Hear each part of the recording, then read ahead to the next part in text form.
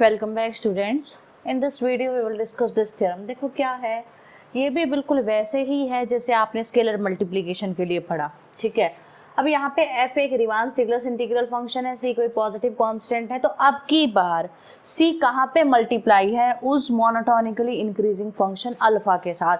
अब एक क्वेश्चन ये आता है, क्या इस c के मल्टीप्लिकेशन के बाद से क्या उस फंक्शन का जो भी फंक्शन की प्रॉपर्टीज थी, क्या वो प्रॉपर्टी चेंज हुई? नो। अगर यहाँ मेंशन नहीं होता कि ये पॉजिटिव कांस्टेंट है तब चेंज होती। अगर वो मोनोटोनिकली इंक्रीजिंग है एंड नेगेटिव से आप मल्टीप्लाई कर दो then that will become monotonically decreasing.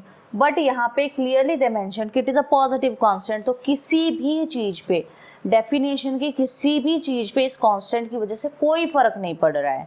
ठीक है, उस फंक्शन में जब आप फंक्शन के लिए स्केलर मल्टीपल का यूज कर रहे थे, स्केलर मल्टीप्लिकेशन का, at that time it is not mentioned कि c is positive और negative, but here alpha monotonically increasing function होना चाहिए हमेशा। That's why पॉजिटिव कांस्टेंट के केस में ही हम इस चीज को डिस्कस करेंगे, अदरवाइज हम डिस्कस नहीं करेंगे। ओके, तो क्या कह रहे हैं, अगर f रिमान स्टिगलस इंटीग्रल फंक्शन है, c कोई पॉजिटिव कांस्टेंट है, तो f इसके अंदर भी जाएगा। ठीक है, और क्या है, ये होल्ड करेगा कि integral will be equal to this part. देखो कैसे प्रूव करेंगे,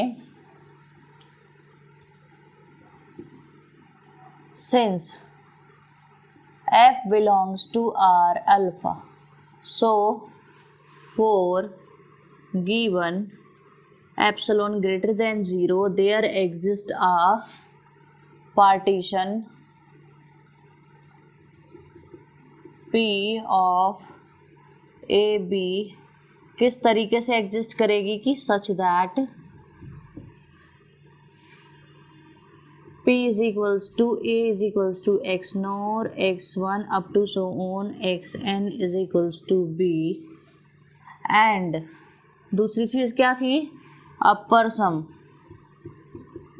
minus lower sum will be less than epsilon. यहाँ पे मैं इस पॉजिटिव कांस्टेंट है तो I can take this epsilon by c।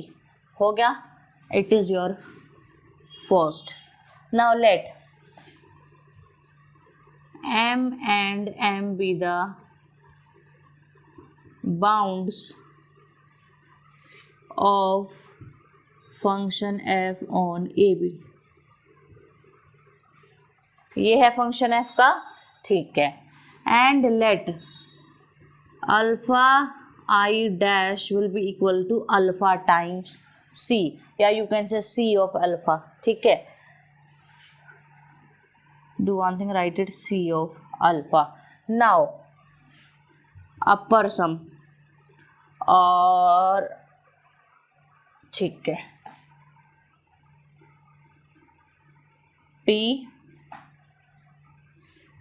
f c alpha minus lower sum p f c alpha is equals to क्या होगा formula, summation i from 1 to n m i del alpha i dash minus summation i from 1 to n m i del alpha i dash, ये आएगा। ठीक है, is equals to summation I from 1 to n m I alpha I dash value is del alpha I dash and c alpha is I, alpha is varying and c is constant। तो आप क्या लिख सकते हो, c times del alpha I, c सब में है तो बाहर आ जाएगा, summation I from 1 to n m I c times del alpha I, c को कॉमन ले लो, summation I from 1 to n m I del alpha I minus summation I from 1 to n m I del alpha I। ठीक है, this will be the c times of upper sum p f alpha minus lower sum p f alpha। from here it is less than epsilon by c, so it will be less than c times of epsilon by c, which is epsilon। So from here what I get कि upper sum p f c alpha minus lower sum p f C alpha is less than epsilon. What this imply कि F belongs to R C alpha. हो गया एक portion proof. Next portion के लिए आपको इस पे काम करना है। देखो कैसे काम करेंगे। All right, A to B F D C alpha, since F is Riemann Stieltjes integral, तो ये किसके इक्वल होगा? Can I write it as A to B F D C alpha. ये किसके इक्वल होगा? Infimum of upper sum P F C alpha, not F, it is alpha. Done, ठीक है। Now in this, now here infimum of, एक theorem करी थी हमने, जो भी कांस्टेंट अंदर मल्टीप्लाई होते हैं वो सारे कांस्टेंट यहाँ से भी बाहर आ जाते हैं, ठीक है। तो वो कैसे था, देखो वैसे भी अगर मैं इसका फॉर्मूला लिखूंगी अपर सम वाले का, तो फॉर्मूला आएगी ये वाली चीज। जैसे मैंने यहाँ से यहाँ तक जाके इस सी को बाहर निकाला, वैसे ही मैं वहां से भी बाहर निकाल सकती हूँ। तो it will be C upper sum P F alpha, C बाहर आ गया, infimum of upper sum P F alpha, हो गया, ठीक है। तो C times infimum of upper sum P alpha क्या आएगा? A B F D alpha.